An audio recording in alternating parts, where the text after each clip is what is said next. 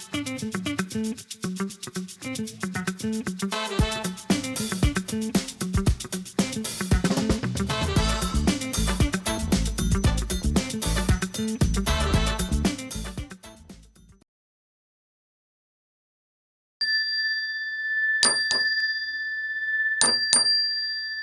this is not ABC, NBC, or CBS. This is CAN TV, Channel 21, and this is Stephen Black Butterfly Carter, not, what's the guy's name, Cronkite? Not Walter Cronkite. And I'm here, and we are here sponsored by the Black Star Project. I'm so happy being the host for the Black Star Project, and I want to thank all you folks for coming in today. I want to give some shout-outs today. Excuse me. Before I introduce my great guest, I want to give some shout-outs to the executive director of CAN TV, and that's Mr. Hillman.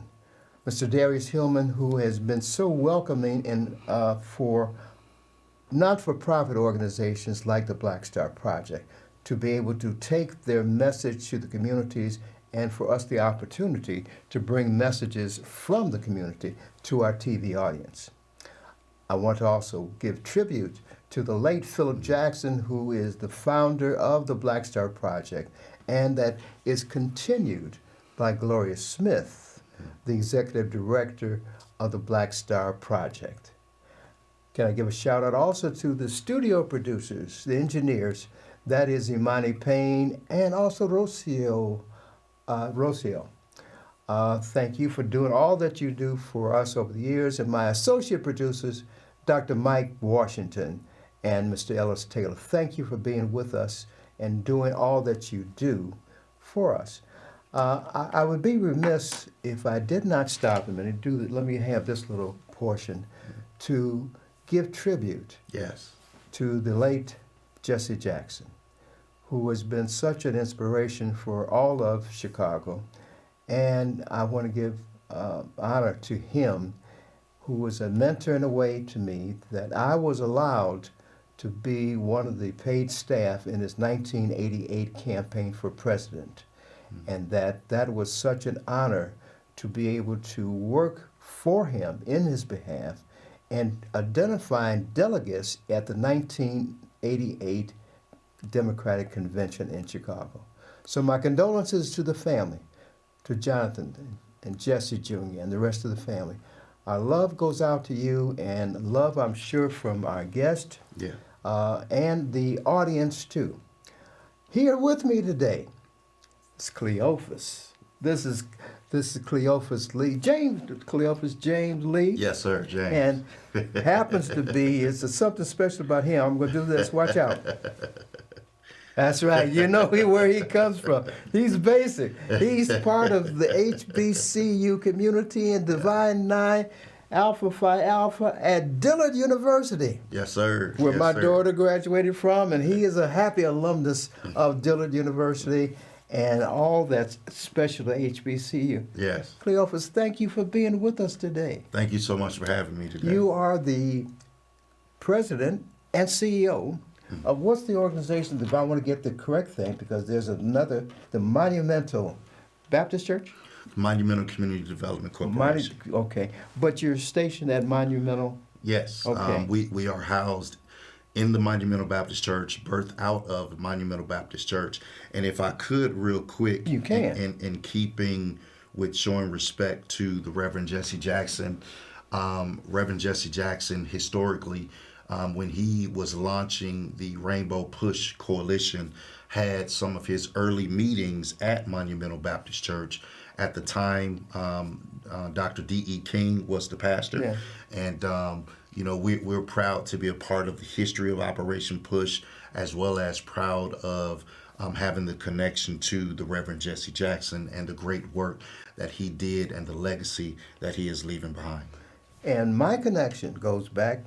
My grandmother was buried from that church in 1962. Wow. So Yeah. Clementine Rogers Ryder, my grandmother, went there for many and dragged me to church all the time. And I can remember passing the tambourine and passing the cup. That was such a great experience for me. But enough about that. Yes, sir. Let's get into, tell me about what you are doing and how you came to be associated in collaboration with the Black Star Project. Yes, sir. So, Monumental Community Development Corporation basically is a nonprofit organization, as I stated, birthed out of the desire to do community work with the Monumental Baptist Church. Yes. We was launched like 2 years ago in 2024, and it was created to meet the critical moment of helping residents on the south and west sides of Chicago to live a sustainable life. We know that Chicago is a historical city.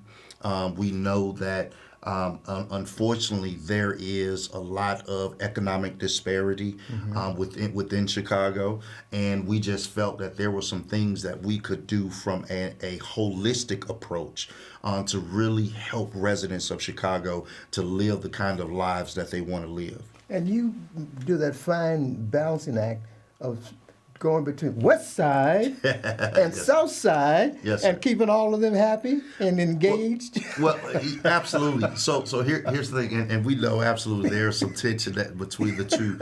But even though there's tension between the two, the issues are the same. Yes. The struggles are the same. Whether it's housing, whether it's finances, whether it's issues with the youth and young people, the issues are the same. And so whether you're from the South Side or from the West Side, our goal is to work with you to help you once again to live the kind of life that you want to live.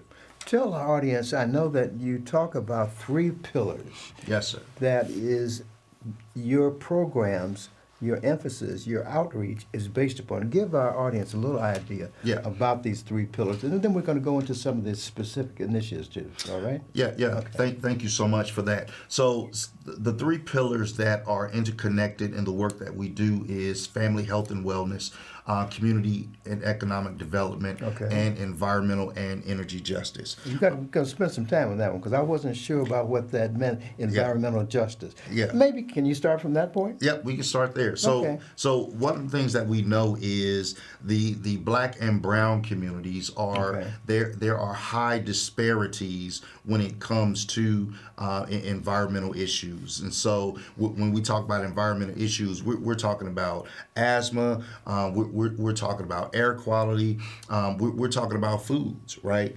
And in our communities, those communities that are disinvested, those communities that are economically marginalized, communities such as Austin, North Lawndale, East and West Garfield Park, or Inglewood, Roseland, Woodlawn, Bronzeville, those communities face, for example, food insecurities. Yes. And deserts. Food deserts, yep. Okay. And so, for example, one of the initiatives that we are pushing out is our Healthy Roots Community Initiative. And basically what we're going to do is take a vacant lot. We're going to grow produce. Oh, wait, when you talk about roots, you're talking about real roots. Yes, sir, real roots. Digging some Yes, sir. carrots and melons or whatever. Yeah, Huh? yes, sir. Getting into the soil, right? All right. And hand a little bit. and the goal is we're going to grow produce. Okay. And as we grow the produce, we're going to give these produce away to community. And I'm not going to sell them. I'm not going to have to purchase or Are they going to get anything. involved, get their hands dirty, and Yes. start raising? Okay. Yep. The goal is to get them involved, help them, for them to learn how to plant. Now, of course, we know when it comes to our history that our people, like I'm from the South, Okay. right? Grew up Houston, Texas. Shout out to H-Town.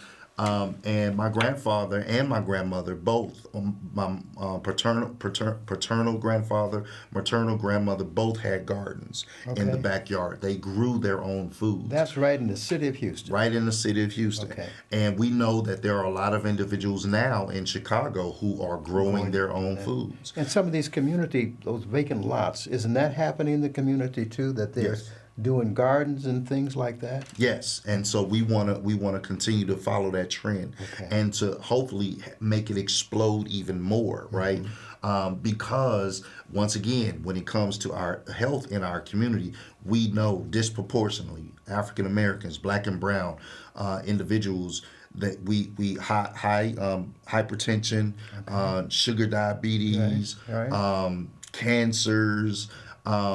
what's the one, cardiac, Okay. right? And a lot of that comes from the type of foods that we eat. Okay. And so our goal is to help communities to learn how to grow good foods and learn how to eat good foods, and that of course also goes with preparing the foods as well. So there is a nutrition, there is a preparing of the foods, growing the foods, and we All want to comes make sure together. that young people are a part of that as well, so they know how to go through this process also. You know what's disturbing to me as you bring this up is a gas station across the street from my house, and I see kids going in there and buying breakfast. And when I talk about breakfast, the Cheetos and Yep, things like Flamin' that. Hots. Yes, Yeah. yes. Yeah. And I grew up, my mama fixed breakfast for me Yeah. every day Yeah. until the seventh grade. I wanted some pancakes, and Yeah. she didn't feel like fixing, but I started fixing myself. Yeah. But I eat a hot meal every day. Yeah. The coldest might be some Cheerios or some Wheaties. Some cereal, But yeah. I had was a food. It was a healthy diet. So it pains me almost to Yeah. see these kids coming up there with their dollars at the gas station and getting the Cheetos and all those things. It's crazy. Yeah. But see, so with that, I grew up in the same kind of environment, right? My mother, she prepared food for me, breakfast. I didn't go out of the house eating chips. I didn't go out of the house drinking these highly sugary drinks. Right. And here's the kicker. That's one of the reasons, unfortunately, that our young people have some of the challenges that they Yes. have Yes. in school. When we started talking about ADHD and all of that, it's not necessarily something. It is not. I'm not so much necessarily. It is not that something is wrong with our children, but there are some imbalances that have taken place, unfortunately, as a result of their diet. And so, our goal in with the Healthy Roots Community Initiative is to help to bring that under control. How do you bring that to the communities that you work with on the west and south side of Yeah. Chicago? So one of our biggest partners are community residents, right? Okay. Everything that we do is community driven. Okay. And so one, like for example, on our board we have a resident, that's from the community, that Okay. lives in the community, so that the community's voice can be heard and represented. And so what we do is, of course, marketing. Of course, when we go into the schools with like some of the youth programming, when we do some of other events that we do within community, it's an opportunity for us to educate and to share and to let community know that these are the things that's going on and that we're doing. Okay, so that's one of the pillars, the Yeah. justice, and I see how the justice comes in. Yes, sir. In terms of in terms of how to describe what's really happening. Yes. You want to make it what's the equivalent? Not equivalent, but the equilibrium. Equal, yep. Okay. We want to bring some equity. Equity. That's equity the term to I was it. looking Yes, for. sir. Thank you very much. Yes, sir. Okay, now go into some of the other pillars and what your organization is Yeah, doing. so- what so- you want to do. Another pillar is community economic development. Okay. Basic, real basic. Basic, yes. Okay. So as we know, and we especially see it during this time, and we've seen it, period. But families in Black and Brown communities are struggling economically. Yes. And of course, you've heard of financial literacy, Yes. workshops and stuff. These one-offs are cool, but we are seeking to have something that is more sustainable. So we have our financial empowerment and wealth pathways initiative, which basically it's not a one-off, but it's a long-term initiative that really works and digs in deep with families on budgeting, on cash flow management, on credit repair, understanding how to build, and sustain good credit. Really putting families in position, one, short term and as well as long term. Because here's the thing, it unfortunately in our communities we see where families, mama, daddy, grandmama pass off the scenes. Okay. And they do a GoFundMe. Okay. They yeah, don't have the right. resources to, first and foremost, to provide proper burial. But then secondly, after mom and them gone, there's nothing for the next generation to build I on. bet you're going to get into Generational wealth. wealth. Yes, sir. Yes, Please sir. hit that. Yes, sir. And so Who's out there listening? You better be taking notes on this. Right. Generational wealth is so important, and you're going to get into why Yes. and how it happens and Yes. what they can do. Okay. Yeah, generational wealth is important because what it does is that it positions.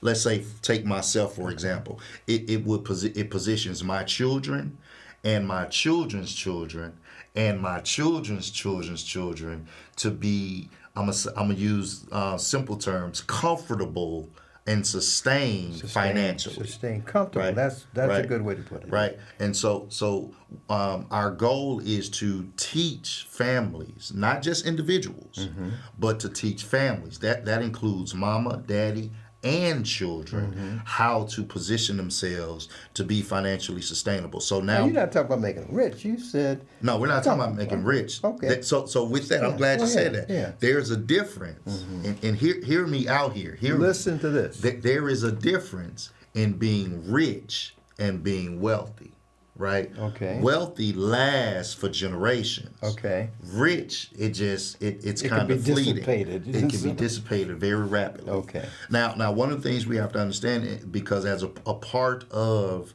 the initiative is really teaching individuals about the creation of businesses, about entrepreneurship, Okay. right? Entrepreneurship, investing, and some of the different strategies that the other side, I'm gonna say it like this because I think I know who my audience is, that the other side they have hold of, but it's missing in our communities. And so I'll give you the example of Rockefellers. Okay. John D. Rockefeller. That was your cousin. No, I wish. I want to know you myself. But go ahead. but John D. Rockefeller, he sustained created generational wealth, even though he had businesses. It wasn't through his businesses that he created generational wealth, but it was through life insurance. Oh, I never knew that. I thought it was the. Yes, sir. Nope. What's the names that It he wasn't said? the steel. Trust funds. No. Okay. Well, here's the thing. The trust funds was set up he used life insurance to set up the trust funds. Ooh, I never knew and that. the reason he did that was to ensure that the finances of his family would not can I use a little lingo here? Yeah, go ahead. That it wouldn't be jagged off Okay, I by understand. up and You coming get it? generations. Okay. One quick story. I worked at Continental Bank a number of years ago. And one of the things, I was taking in money by young couples.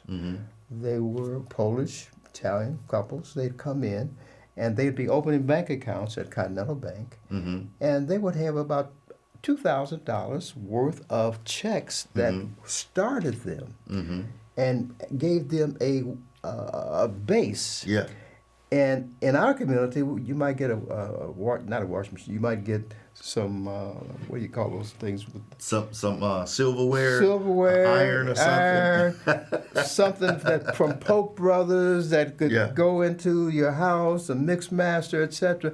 But nothing of any sustainability that would last generations that they could use to either buy their first home, start to put money down, or things like that. That kind of sustainability. Yeah, and with that, another aspect of this initiative, the Financial Empowerment and Wealth Pathways Initiative, is that we also work with individuals to help them to reduce their debt. Okay. So because debt in our community is a major reason. It's a stranglehold, and a lack of real banking access, right? So what do? We go to check cashers and payday loans and things of that nature. The goal is to help individuals not to be forced to use those as a means to cover costs, but to really put themselves in position. So a part of the initiative is a matching savings initiative, right? Okay. And so it's up to up to $600, right? If you're able to take $600, put into what we call emergency are fund. you gonna get into compounding? We take too? another 6, yes sir. Okay. And so it's of course interest drawing accounts, like a money market, Okay. or that will CDs, help okay. to grow your money, because one thing is you want your money to work for you as well. But Lee, can we take a minute for a commercial? Yep. A couple of commercials.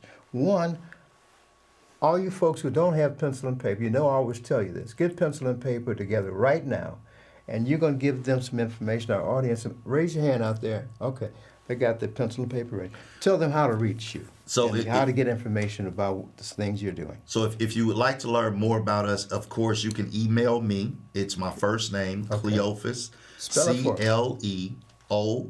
as in Paul, Hus, the @MCD Corporation.org. Repeat that one more time. I'll give you a chance to say it at the end of the show, too. Yes, sir. Repeat it. Those who didn't get your pencil and paper, get it ready now. Once again, it's Cleophus. It's CLEOP as in Paul, HUS, @MCD Corporation.org. You can email me to if you'd like to learn more, meet with me, or also if you'd like to learn about programs as well. Also, we're looking for volunteers. Oh, I was going to say volunteers. This is one of the main avenues to get recruits. Yes, sir. To volunteer to help bring their talents, their resources, their gifts. Yep. Those folks have some uncommon talents out there that we want to make available by you talking about it. Yep. So you can definitely volunteer one of our events. We have an upcoming event. Okay.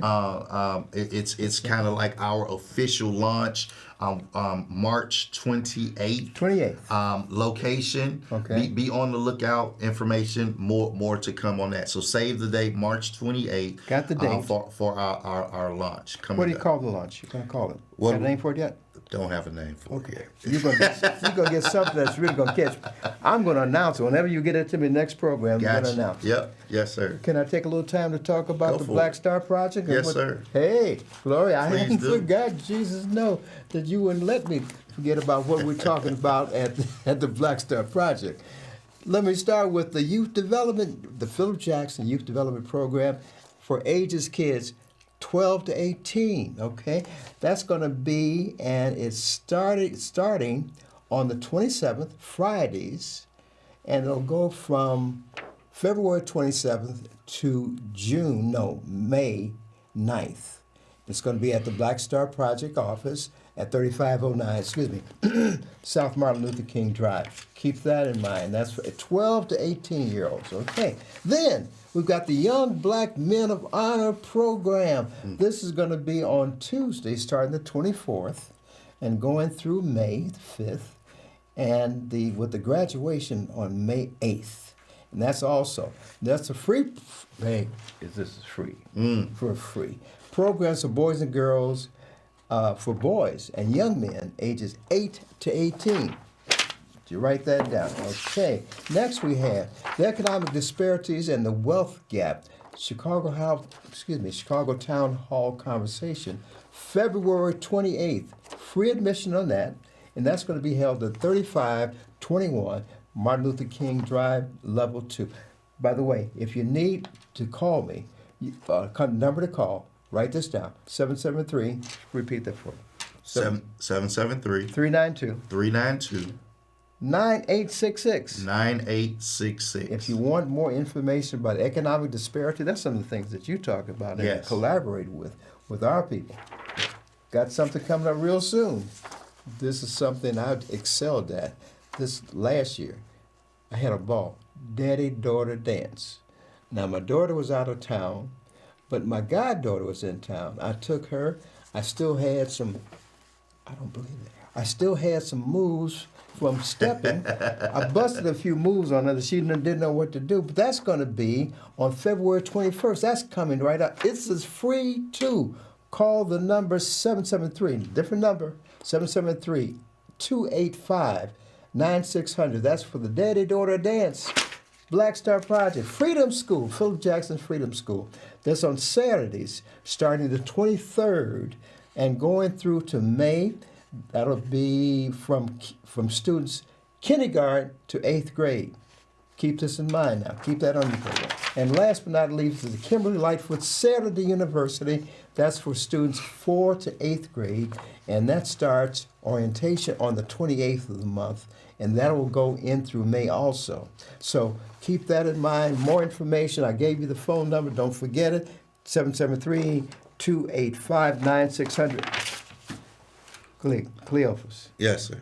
Come on, give us nail down the show and tell us again where they can get information about your programs and how they can get involved.